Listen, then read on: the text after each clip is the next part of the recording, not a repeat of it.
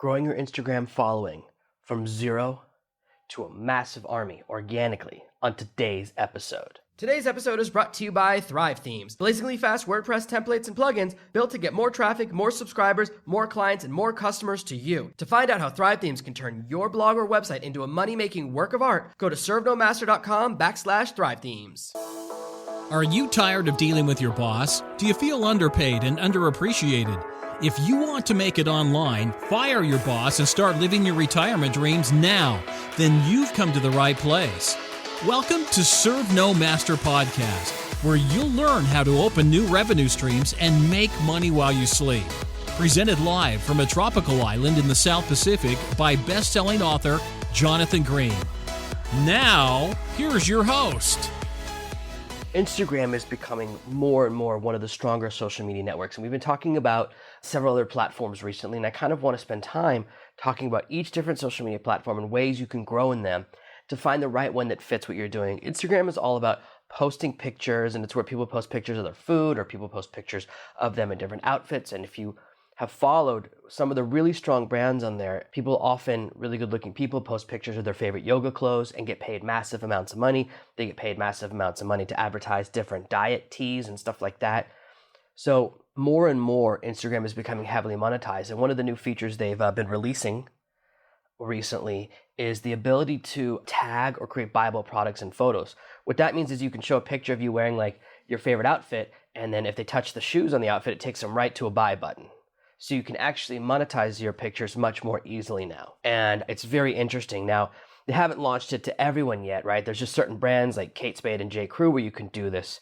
But it shows that Instagram is very aware that people are monetizing. I think they want to get in on that because right now, one of the big ways people monetize is they simply sell a picture. So if you have a massive following, you get paid $25,000 or $50,000 to take a picture next to someone's product because millions of people will see it. So it's becoming this really interesting platform, and there's a lot of things you can do with it. And in fact, one of the reasons Instagram is on my mind, I bought this piece of software last week that lets you organize your Instagram stuff from your computer. So I'm going to be growing on Instagram more and more. I just set up my new Snapchat profile this week. Instagram I've had for a while. I haven't done a lot with it because I don't always remember when to take pictures and stuff, but I'm going to get better and better at that. I'm trying to move into some really cool new things, and 2017, it's going to be really growing my social media presence and kind of expanding into that area now that the blog and the podcast are so strong. So I wanted to take some time to talk about some of my strategies for how I'm going to begin building my Instagram following and ways that you could do the same thing. And of course, the first step, the very easiest thing you can do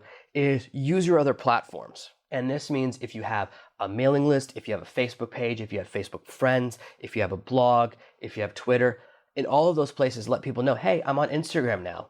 Most people have a primary social media platform. So there are people who only use Facebook, but they're still on Twitter a little bit. And there's people that are on Facebook because they need to be, but really Twitter's their primary. So you might have people that are following you, but it's not on their favorite platform. So there may be people following you on Twitter, but they'd rather be following you on Instagram. And this is a way to get that first little boost. And what you can do is post a picture of your Instagram profile on Facebook and just have a link, or just post a link. You know, mine is Instagram.com/ServeNoMaster. Very simple. Some of the other things you can do when you're trying to create discoverability, you know, we're very familiar with tags from Twitter, right? We see tags all the time. One of the things that's interesting is that emojis are kind of exploding right now. And the more emojis you have, the more attention you get. There are people, and this is so interesting because Instagram is trying to be ahead of the curve. And one of the things you can search on Instagram, instead of just searching hashtags, you can actually search emojis. So you can search by the little image, you know, whether it's a little person dancing, or a little person crying, or a little glass of wine, and people will search by those things. So, you know, whatever industry you're in, the more you add those emojis or whatever you're doing, if you're a fashion blogger, or if you're doing a lot about shoes, then you want to use shoe emojis a lot. As interesting as that is, it's a really great way to start getting discovered. It's really about creating a presence and following all the rules. You know, the people that have the biggest followings, if you look at any of the big Instagram channels, and it's almost always beautiful people or fitness people and stuff, you'll notice that in their posts, they always have like 20 hashtags, 7 ats, and 20 emojis. There's a reason they're doing that and that it works. So adding that extra stuff and adding those searchable things will really help you get discovered. Something else that's very important is to have a theme or have a consistency. So if you post pictures of cars, then shoes, then hats, then a spaceship, then a rainbow, and you're just posting random images, people won't follow you as strongly. People like to follow a theme. So if your theme is yoga, then you want to post all yoga photos. There's that company from Australia that posts a different bikini picture every single day. That's their business model. You want to just follow a very simple theme, a consistency, so that people know what they're going to get. The more you establish your brand, the better things are. And brand building is very important. So I often see people with really small businesses that are really worried about doing things that will damage their brand, and I don't want to send you in that direction. Brand building is more about being consistent across platforms. So in all of my different platforms, I'm Serve No Master. I think on Twitter it's Serve No Jonathan because Serve No Master, someone bought 20 years ago and did nothing with it. It's a dead account. But otherwise, I have this consistency. And if you Google Serve No Master, you'll notice all the listings on the first page are all about me. They're all about books I've written. They're all about my blog or this and that and different presences and my Facebook page. That consistency of message and naming is part of brand building. And it's just about making it easy for people to know what they're going to get. So it's not as much about brand protection as it is about helping people to know what they're going to get. And so as I build my Instagram presence out and think about how I'm going to do things, a lot of my pictures will be heavily about island living and traveling and more. That'll be what a lot of my Instagram is about because that's what I can take pictures of. Who wants to watch me take pictures of just inside my office? That's not exciting. So I've been thinking about how I'm going to do. And part of that is to always crop your images in the same way, always have them have a similar look. You may have noticed that all of my blog posts now, all the new ones especially, and I'm still finishing the back catalog, they all have the same size. They're all this specific size, which is like 1203 by 400, 600. It's an exact size that's the easiest size for shareable across social media platforms. I did a bunch of research and they said this is the best size to use to make it easiest to share this image on different places. So all of the banner images are the same size on my website for a reason, and they all have the same style of text. That specific font that I use is part of my branding within the website. You know, I'd use different fonts on Amazon, but anything on the website, all my products use that same font for the product names. So it creates a little bit of consistency. It's very tempting to use a different font every time. You don't want to do that. So however you're going to draw text on your photos for Instagram, however you want to add those other layers of information, maintaining a consistency so people can tell when they're looking at one of your images. And that will help you build out your following. I mentioned this before, right? Hashtags are so powerful. And what's cool is there's some tools. There's this really cool called Hashtagify that will help you find the best hashtags to add to your images. So I, with everything I post, add the hashtag Serve No Master, whether I'm posting on Twitter, Instagram, anywhere else. That's my hashtag, right? And some people actually use the hashtag that have nothing to do with me. Okay, if you do a search for Serve No Master, sometimes just find a couple of random posts, but mostly it's me. And what I do there is create a consistency so if someone wants to follow me, they could type in that hashtag and find my messages anywhere. However, for someone to find me, that tag is worthless because unless someone already knows me, they would never type that in.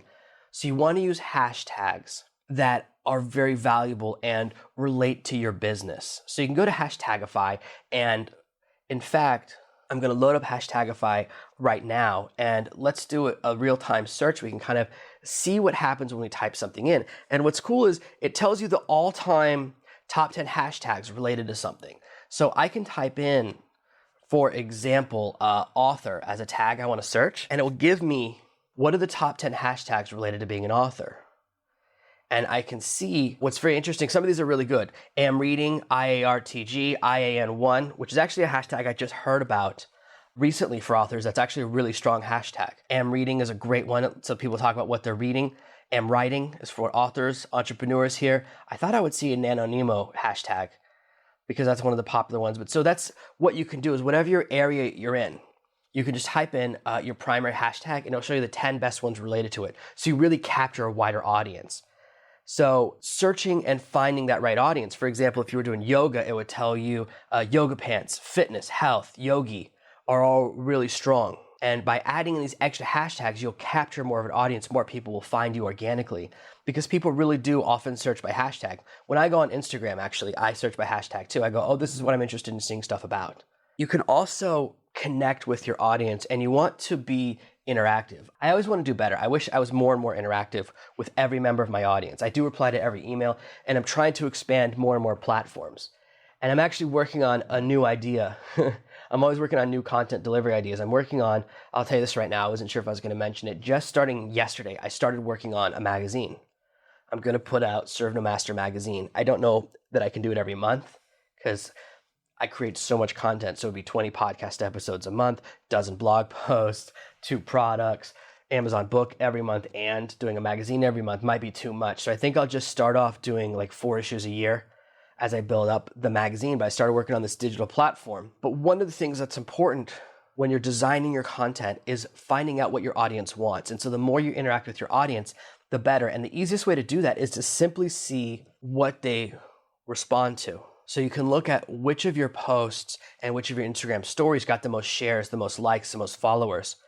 So you can see, oh, this is what's the most interesting part of my audience. You can grow your audience simply by following what people are doing. Every time you post something new, you want to give them reasons to follow you, and you want to show them that you're listening. For example, if you're doing a series of posts or your posts are all about golden retrievers, right? You picked a dog breed, that's what you're really growing on, and that's a strong thing. You might discover that posts of dogs sleeping get a lot more shares than posts of dogs playing. So that's what the content people like more and more. It might be in the other ways around. One of the other things you can do, as you listen to your audience and you're giving them what you want, you can also find other people that are doing similar things to you. So maybe you find other people that are doing golden retriever stuff or other breeds, and you do a share for share. I'll share one of your posts and you share one of mine. And you can do a really cool exchange that way. And that's a way for you each to double your audience.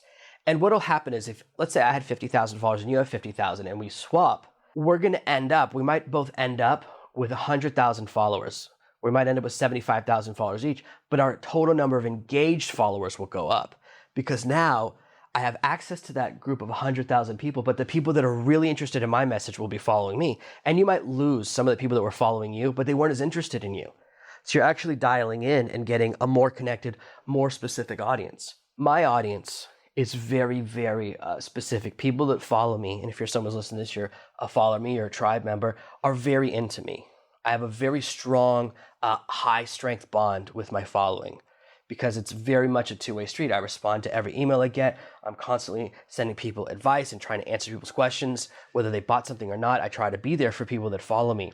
And that strength of connection means that I have a very strong following, but not 100% of the people who listen to this podcast or who read my blog are that into me. So there's people that are super engaged, the early adopters, the really big fans, and that's a percentage of my audience. But if I do an exchange, the people that were only mildly interested in, they'll find a voice that's better for them. So it's a win all around. I'd rather you find the best voice for you. If it's not me, then I definitely want to help you find it. So doing one of these exchanges can really help you to swap and get a great following, get a more engaged following, and also get access to new people. I'm a big fan of running contests. I use Gleam. I've mentioned Gleam before, Gleam.io.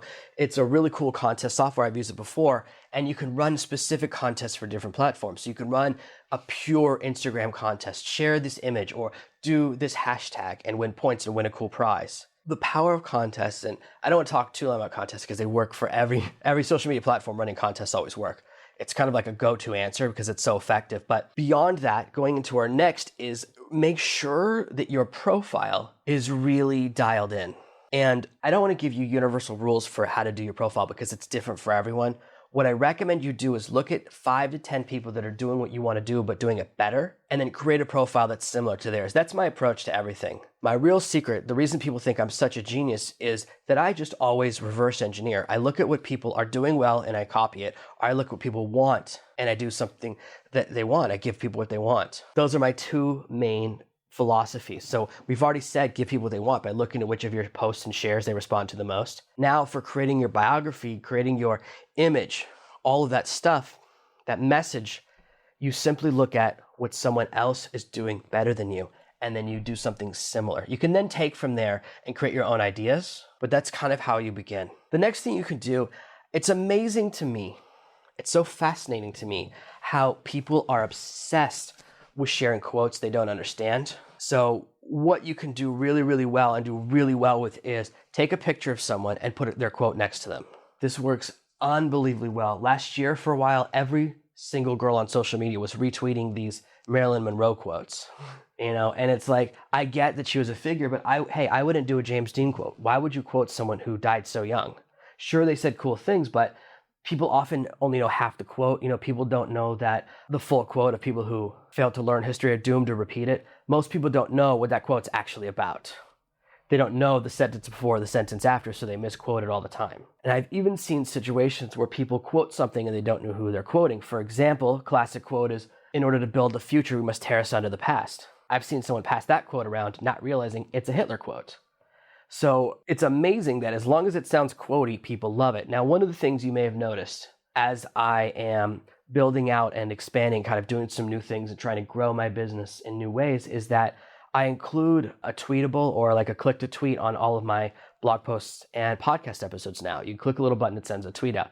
The reason I do that is because it's a quote. And I know that people like quotes, and you can create quotes that have a certain cadence to them. Quotes sound like quotes, don't they? And sometimes quotes are quite short, and sometimes they're quite long. Sometimes they just want to hear half a sentence, and sometimes we can get away with 3 or 4 words, but sometimes people want to see a nice little paragraph. And it's interesting. I'm always researching quotes. I actually research quotes a lot for different projects I work on. If you've read Serve No Master, you may have noticed that each section starts with a quote from someone historical. And what I found is that when I research quotes, it often comes up with masses of images. So what you can do is become someone who does lots of inspirational quotes or lots of quotes in your area. If you're doing yoga, you could just quote different yoga instructors from different books. Most people don't know how to find a quote that's not in a quote list. People can quote 2 or 3 sentences of Martin Luther King, but they can't quote the rest of what he says. They can't quote anything else from any of his other books.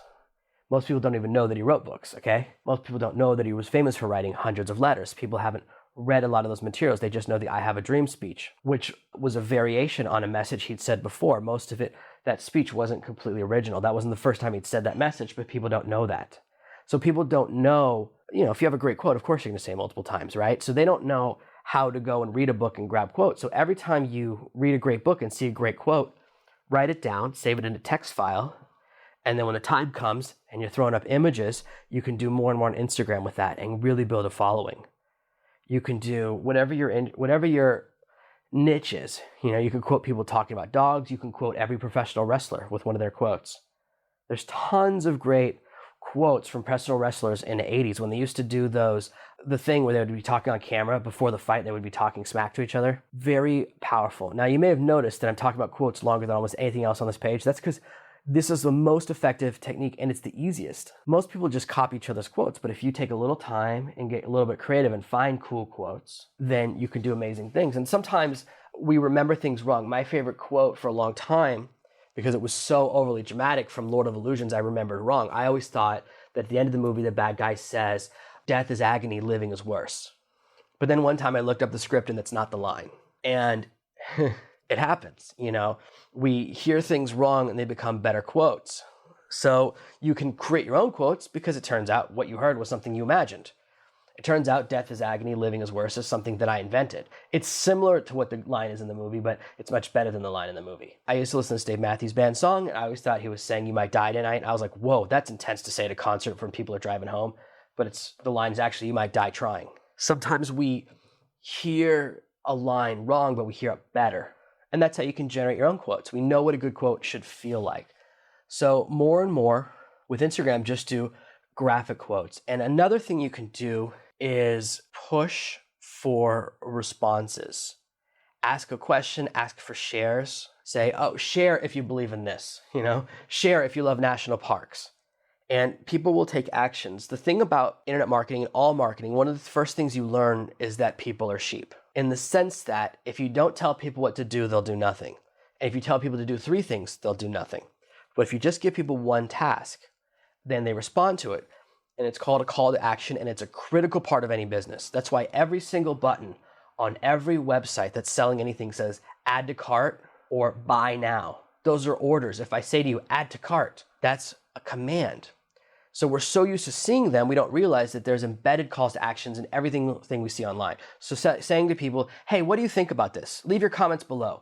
Hey, respond with your favorite image of you with your dog. Show me a picture of your favorite dog or your dog playing with its favorite toy." When you ask for people to do stuff, they'll take action. And what's great is when people tag your images, and you can tag to different followers, or you can do things like that, and you can message to specific people, then they'll share with their audience oftentimes. That's why group photos do so well. You've got you with 3 other people in your industry, then they share with their following, you share with your following. It's a great way to capture more and more of your audience. And of course, there's more and more tools that are coming out to help you boost your engagement on Instagram. And I'll post maybe some links below this episode to some of the cool things that are out there, but they're always changing. And I'm just testing out some new software. But some of the things you can look at, for example, is when you're designing your images and you want to add like quotes to them, you could play around with tools like Canva and other things like that don't really require design skills. I happen to use Affinity Photo for all of my graphic editing. I've moved away from Photoshop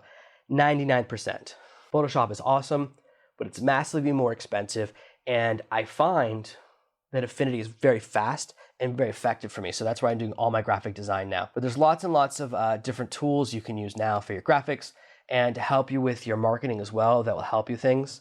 And some of those tools, for example, just to give you a little bonus on the back end of this episode, for example, is like Minter.io. What this does is it analyzes everything that's happening. It analyzes your audience and your engagement to show you which are your best posts or which are your best hashtags, which ones are working for you. There are some tools as well to help you dial in when's the best time for you to post. And one of the cool things is that Minter will give you a calendar and say, here's the post you did that got the most engagement. You'll find out, oh, it turns out Monday's the best day for me. I also recommend creating a calendar however you're gonna do it. I'm testing a new piece of software, I think it's called Grum, that will let me calendar my posts in advance, because most of the auto posting programs don't work very well because you have to manually do them anyways. They just remind you. So the more you schedule your stuff, and there's some other tools as well you can look at, like Schedugram, that help you to post your stuff and plan your calendar out. I'm still playing around with these more and more and more. There is another cool tool called OnlyPult, which lets you look at your competitors' Instagram posts, and you can see what their most popular posts are, what they're kind of doing. The more you use competitive intelligence, the easier it is to succeed. Like I said, I like to look at what other people are doing. So those are just a couple of tools that I'm playing around with. I'm not in love with any of them quite yet, because just like you are, I'm moving into Instagram. Yes, I have a small Instagram presence. I think I have some followers on there, but I'm not very active. It is hard for me as a one-man band to, in addition to creating all these podcast episodes, products, books, now I'm dabbling with a magazine, and to also do tons and tons of social media. But I'm trying to get more and more efficient by using the correct tools to make things easy. And when you're just taking pictures, throwing a quote on it, and throwing on some hashtags, it's not that hard. It's only if we let it become overwhelming that it can become a little bit too much. But I'm also testing a really, really cool Twitter tool that hopefully I'll be able to talk to you about more and more in a little bit of while in a couple later episodes. Right now, that tool is much more expensive, so I need it to be flawless before I talk about it.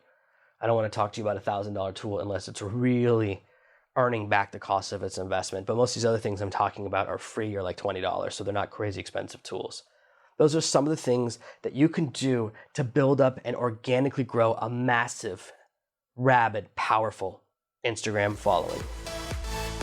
Thank you for listening to this week's episode of Serve No Master. Make sure you subscribe so you never miss another episode. We'll be back tomorrow with more tips and tactics on how to escape that rat race. Head over to servenomaster.com/podcasts now for your chance to win a free copy of Jonathan's bestseller, Serve No Master. All you have to do is leave a 5-star review of this podcast. See you tomorrow. Thank you for listening to the Serve No Master podcast. Make sure to subscribe so that together we can achieve true freedom.